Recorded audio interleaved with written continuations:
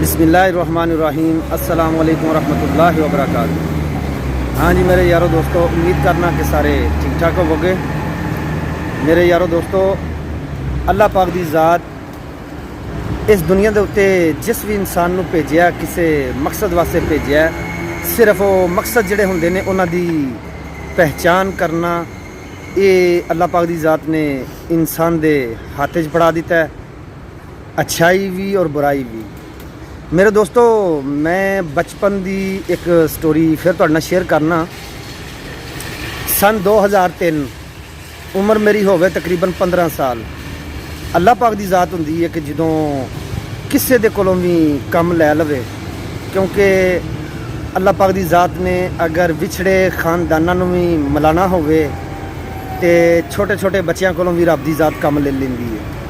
वो इस तरह के मेरे वालिद साहब 2003 च मेरी हमशीरा दे नाल उमरा करने वास्ते गए, तो फिर वो उत्थे ही रुक गए अपने यारां दोस्तां दे कोल। कुछ पिंड दे सन, कुछ बाहर दे सन। अपने यारां दोस्तां दे कोल ही 4 महीने 5 महीने रह के ते फिर वो मेरी हमशीरा दे नाल उमरा ते हज मुकम्मल करके ते फिर वापस आए। इस दे दौरान मेरे दोस्तों, मैं अपनी दादी जी नूं जिस टाइम अब्बा जी ने जाना सी हज ते या उमरे ते मैं अपनी दादी जी नूं लैके ते पिंडों लैके ते शहर आया अपने घर। ते दादी जी मेरे को इत्थे शहर रहिंदे सन, मैं ज़्यादातर उस टाइम ते घर ही सा। ते बेजी ने मैनू बार बार रो रो के ये गल आखनी कि बच्चिया, जे तू कदे मेरी ज़िंदगी ते एहसान करें, मेरी ज़िंदगी ते अगर तू एहसान करें तो मैनू मेरे भरा नाल मिला दे। मेरे दोस्तों, मेरी दादी जी अपने भरा कोलों विछड़े हुए सन, उन्होंने उस चीज़ की बड़ी तकलीफ सी। हर रोज़ यही गल्लां ते यही बातां करते रहे सी काफ़ी दिनों तक। अखीर मैं फैसला किया, मैं आख्या चलो मैं तुहानूं लैके चलना वा, क्योंकि पूरे खानदान दे विच अगर इस तरह का कदम चुकना सी तो ज़ाहरी गल है कोई ना कोई गल्लां, कोई ना कोई इंसल्ट, कोई ना कोई बेइज्जती होनी सी। बहरहाल मेरे दोस्तों, जिस टाइम इस तरह के कदम उठाइए तो फिर मेरा ख्याल है कि सब तो पहले इंसान नूं खुद लिखना पैंदा है, क्योंकि किसी की तरफ जाने वास्ते चाहे जो मर्जी होवे, इंसान की जिहड़ी मैं हुंदी है ना, वो जीन नहीं दे रही हुंदी। खैर मैं बेजी नूं लैके ते मैं चला गया उन्हां दे भाई दे घर, उन्हां दे पिंड चला गया। मैं जाके ते उन्हां नूं मिलाया। जिस टाइम वो भैन भरा मिले, मेरा देखने का मज़ा दोबाला हो गया।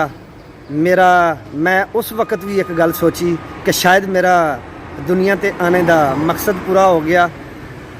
मैं दादी जी नूं मिलाया जिस टाइम। मेरे दोस्तों, जिस टाइम सुलह हो गई, सुलह इतनी ही सी यार, जदों भैन भरा मिल गए तो पिछे किहड़ी शै रह गई। अल्लाह पाक दी ज़ात ने रस्ते खोल दिते, वो 2 खानदानां दे रस्ते खोल दिते। अल्हम्दुलिल्लाह अज उन्हां दोनों खानदानां दे विच एक दूसरे दे वल मेरा ख्याल एक तरफा दा तो मैनूं याद है रिश्तेदारियां भी हो गई ने। अल्हम्दुलिल्लाह देखो यार, अल्लाह पाक दी ज़ात हुंदी है, अल्लाह पाक दी ज़ात हुंदी है कि जिहड़ी इंसानां कोलों कम लैंदी है, लेकिन इंसानां नूं सिर्फ एक कदम उठाना पैंदा है। वो कदम सानूं हर किसी वास्ते छोटी तो छोटी सुलह होवे, वड्डी तो वड्डी सुलह होवे, सुलह दे विच ही अल्लाह पाक दी ज़ात ने बरकतां रखियां ने। अल्लाह पाक दी ज़ात ने सुलह दे अंदर ही सुलह रहमी रखी है।